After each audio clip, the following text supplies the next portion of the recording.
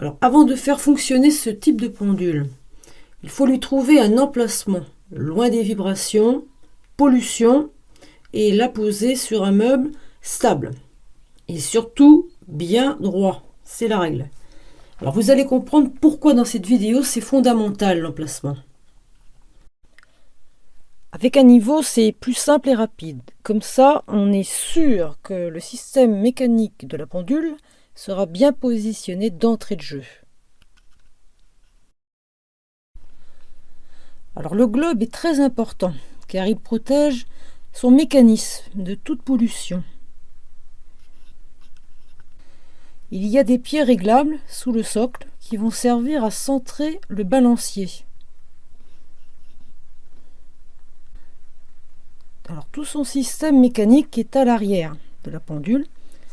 Alors vous allez comprendre pourquoi que cette pendule est très sensible aux vibrations et à la pollution.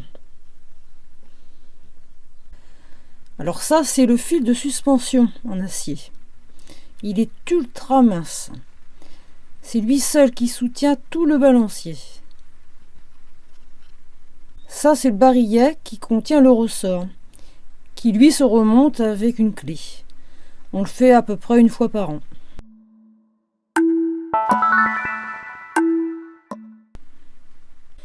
Alors la vitesse du balancier se règle par le disque. C'est à faire à petits coups. On peut s'aider aussi d'un chronomètre pour être sûr.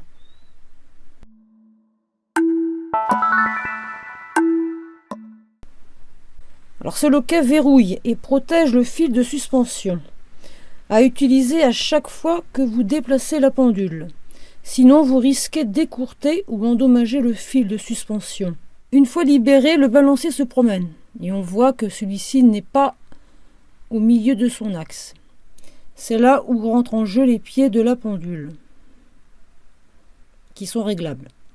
On règle les pieds, et cela se fait très vite, si bien évidemment vous avez posé votre pendule dès le départ sur un meuble bien droit.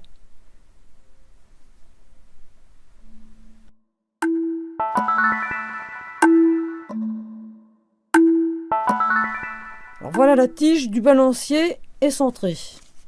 Bon, maintenant que tout est OK, on va pouvoir lancer le balancier.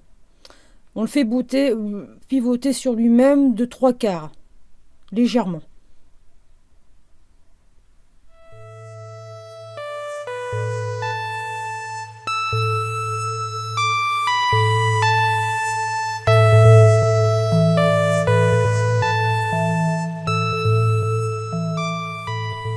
Pour voir si le balancier est OK, on regarde l'encre. C'est au-dessus de la pendule. Celui-ci doit balancer d'un coup franc. Tic, tac, tic, tac.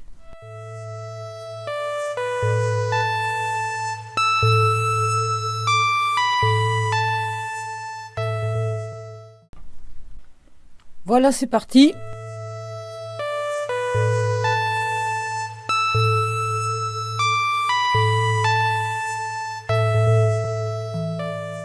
Je lui remets son loquet car je la bouge.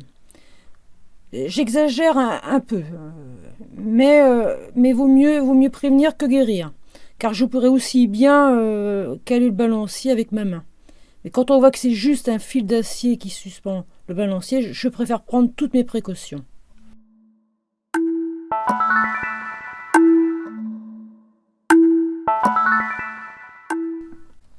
Je la remets donc en service pour le plaisir des yeux. Il faut toujours la mettre sous sa cloche, sans exception, pour la protéger des poussières et des pollutions diverses.